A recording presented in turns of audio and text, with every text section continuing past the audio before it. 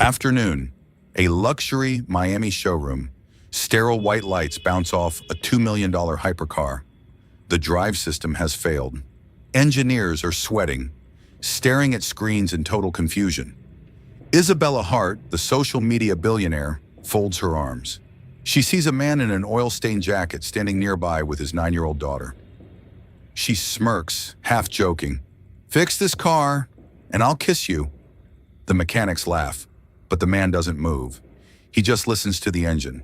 Then his daughter pulls his sleeve. "Dad, that's the engine you designed." The room goes dead silent. Watch him now. Believe the truth. Listen carefully. Witness the legend. Daniel Hayes was a man of steel, grit, and absolute silence. At 41, his face was a living map of high-performance mechanics, etched with the subtle lines of a man who preferred the honest roar of a V12 engine to the shallow noise of a social media notification. The humidity of Miami clung to everything, but inside his workshop, the only thing that mattered was the temperature of the metal. He was the owner of Hayes Precision Auto, a small two-bay garage tucked away in a quiet, aging corner of the city where the neon lights of South Beach felt like another planet. He wasn't rich, and his shop didn't have glass walls or a designer espresso machine. But in the underground racing and restoration circles, Daniel was a ghost. He was the man who could find the heartbeat of a machine when everyone else said it was dead. Daniel was a single father, a role he embraced with a fierce, quiet intensity that far outweighed his professional ambitions. 5 years ago, his world had been hollowed out when his wife, Sarah, passed away after a long, exhausting battle with illness. She had been the one who encouraged him to reach for the stars, to design the systems that would one day power the fastest cars in the world.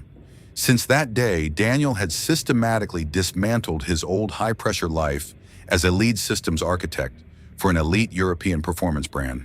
He had moved back to Miami to ensure he could be the father Lily needed. He needed to be the dad who was there for every school project, every soccer game, and every Sunday afternoon spent at the local park under the shade of the banyan trees. He didn't need the titles or the 7-figure bonuses anymore. He needed to be a hero in a small house filled with model cars and the lingering scent of Sarah's lavender perfume.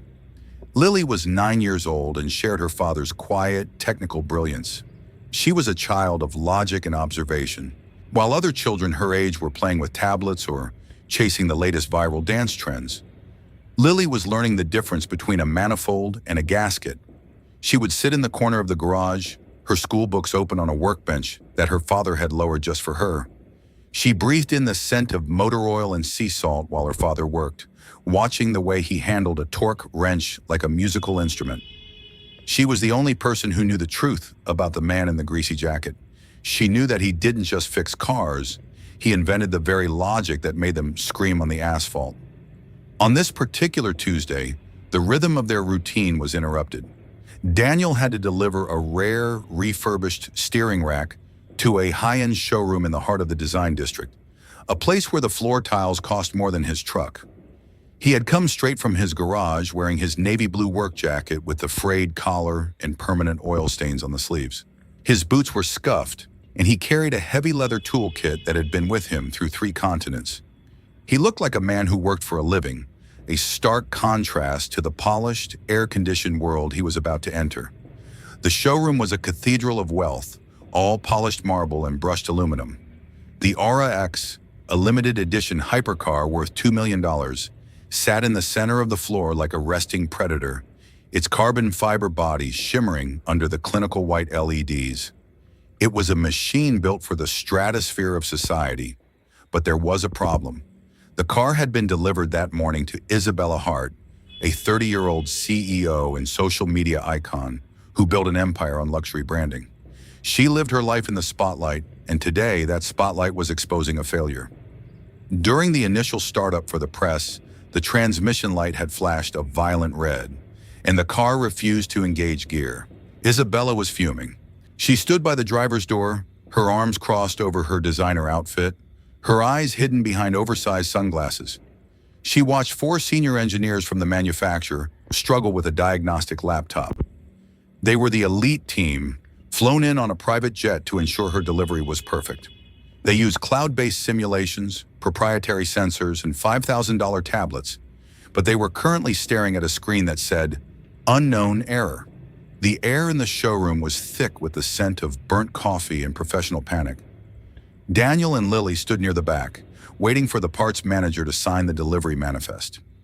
Daniel wasn't looking at the paint or the luxury leather or the crowd of reporters. He was looking at the way the engine deck vibrated when they tried to cycle the ignition. He noticed a micro stutter in the air intake housing, a rhythmic skip that suggested the system was fighting its own pressure logic. He knew that engine. He knew it because he was the one who had written the original thermal sync code for the prototype version 6 years ago in a windowless lab in Munich. Isabella's gaze shifted from her failing car to the man in the greasy jacket. The pressure of the day, the looming embarrassment of a failed launch, and her own need for control turned into a sharp, mocking bite. She saw a local mechanic observing her misfortune, and she decided to use him as a prop for her frustration. "You looking for a job?" Isabella asked, her voice carrying a cold, playful irony that echoed off the high ceiling. "Because my engineers seem to be struggling with their Ivy League degrees. Maybe you have a magic wrench in that bag?" The engineers snickered, adjusting their pristine white lab coats. One of them looked at Daniel's scuffed boots and rolled his eyes, whispering something about shade tree mechanics. Isabella stepped closer, her smirk widening as she caught the scent of diesel on him. "Tell you what, Mr. Garage Man, fix this car and I'll give you a kiss right here in front of everyone. How's that for a Miami tip? Or maybe I'll just buy your shop and turn it into a parking lot." The room erupted in shallow, nervous laughter. The engineers joked about the grease smudge she'd get on her cheek. But Daniel didn't flinch. He didn't join the laughter, and he didn't look offended. He simply looked at the car with a gaze that seemed to peel back the carbon fiber skin. Lily tugged on his sleeve, her voice a soft but clear whisper that seemed to settle the frantic energy of the room. "Dad, that's the engine you told me about. The one that breathes like a dragon when it's cold." The laughter stopped. Isabella's eyebrows shot up behind her glasses. Daniel took a slow step forward, his hands deep in his pockets. He didn't look at the engineers or the billionaire. He looked only at the machine. He was no longer a parts delivery man. He was a master who had just heard a familiar voice crying out for help in the dark. The lead engineer, a man named Sterling with 3 degrees and an ego that required its own zip code, stepped in front of the hypercar, blocking Daniel's path. "Look, pal, we appreciate the curiosity. We really do. But this isn't a domestic sedan or a lawnmower. It's a multi-link hybrid drive system managed by a central AI brain that processes 1 billion calculations per second. You don't just look at it and fix it. You need a specialized terminal even to talk to the logic board. Why don't you go find the parts manager and leave the engineering to the people who can actually read the manual?" Daniel paused, his hand resting gently on the side of his leather toolkit. The room was a vacuum of sound now. "I don't need a terminal to hear a pressure conflict," he said, his voice a low, steady rumble that seemed to vibrate the floorboards. "You work on cars like this often?" Isabella asked, her voice full of a bored, mocking skepticism. She adjusted her sunglasses, watching him with the predatory curiosity of someone who enjoyed seeing people reach for things they couldn't grasp. She wanted to see him fail. It would make her feel better about her own situation. "Sometimes," Daniel replied. The brevity of his answer was jarring. He wasn't selling himself. He wasn't trying to impress her.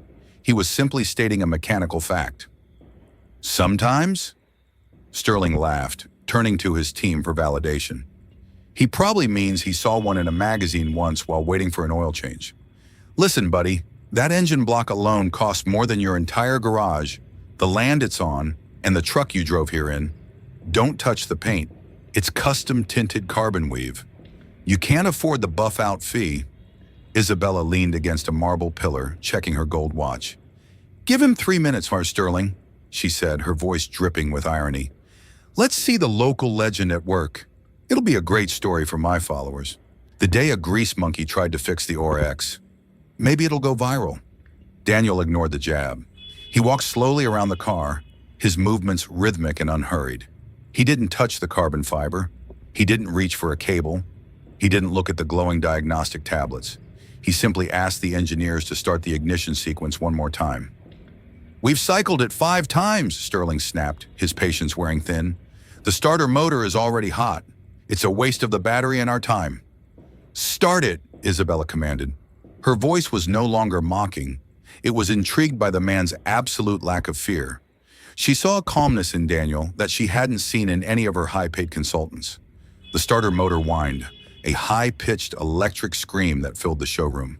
The V12 fired for a split second, a beautiful, violent growl that made the windows rattle, before the red system malfunction light killed the power. The sound died into a hollow silence. To everyone else, it was just a loud noise that ended in failure.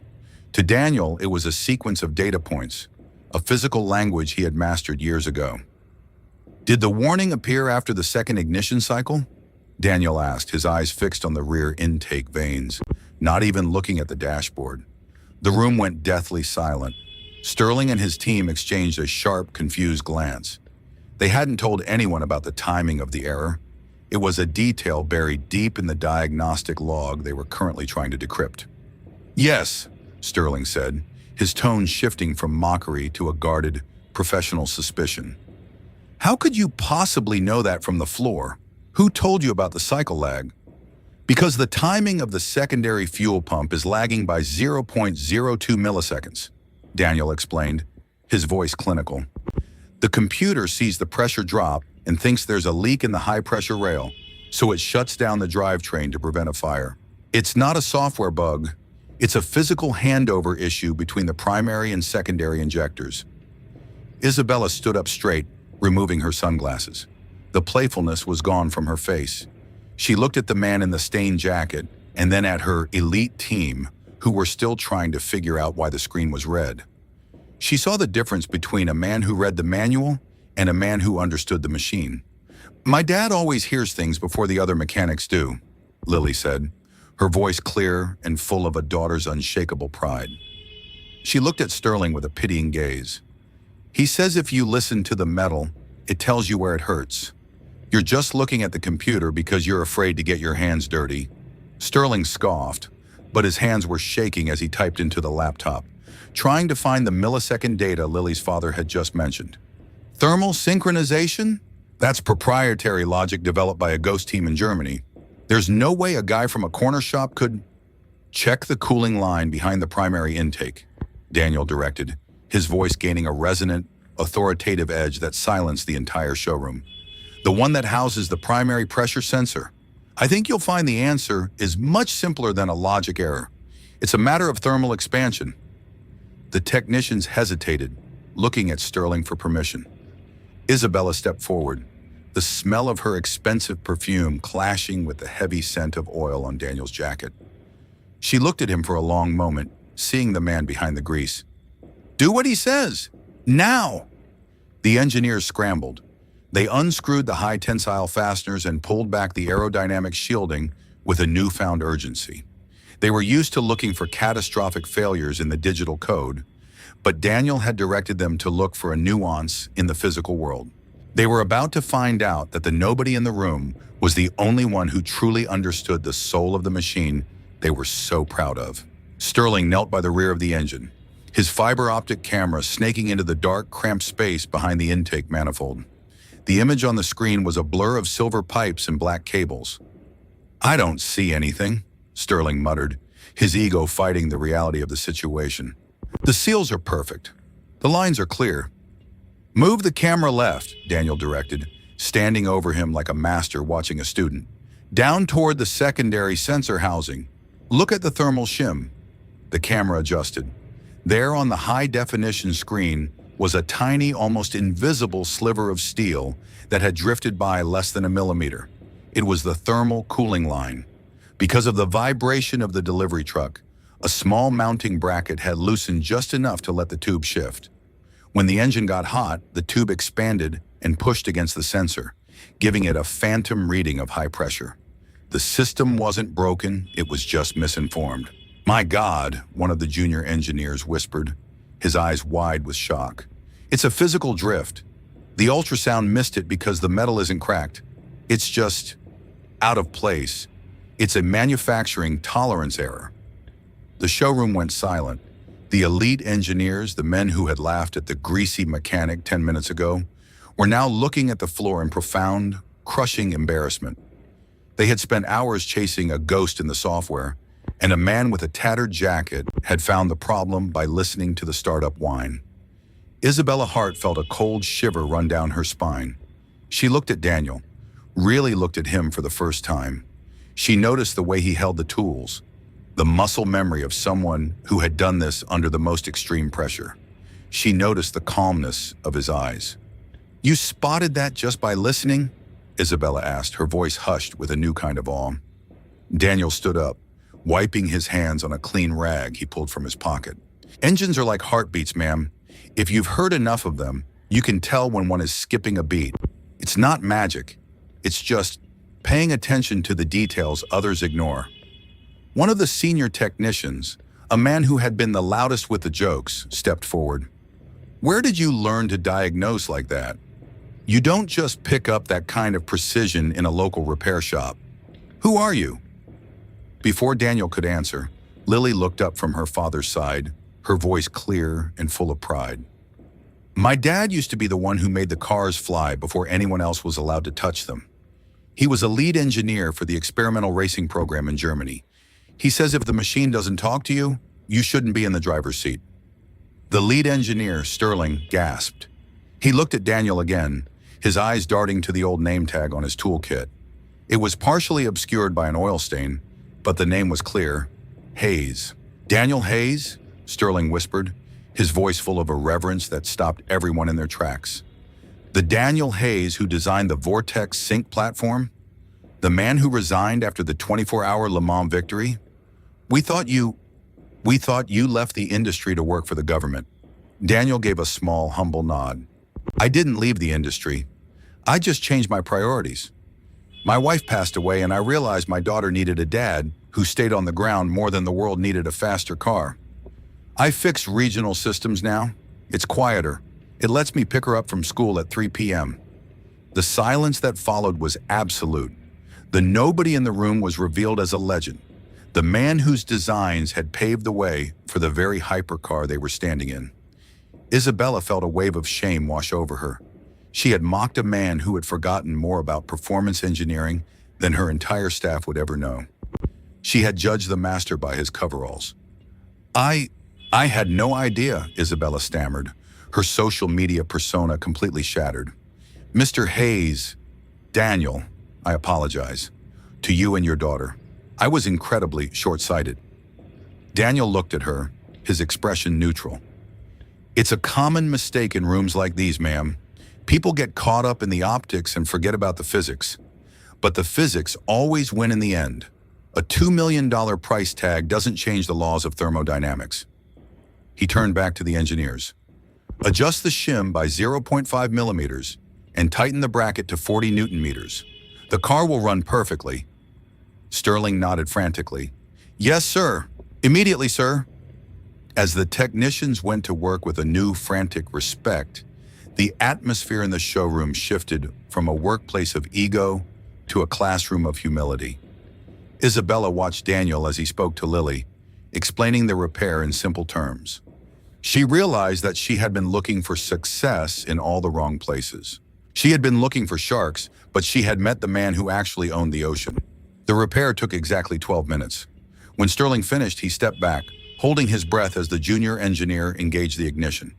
The Aura X didn't just start, it sang.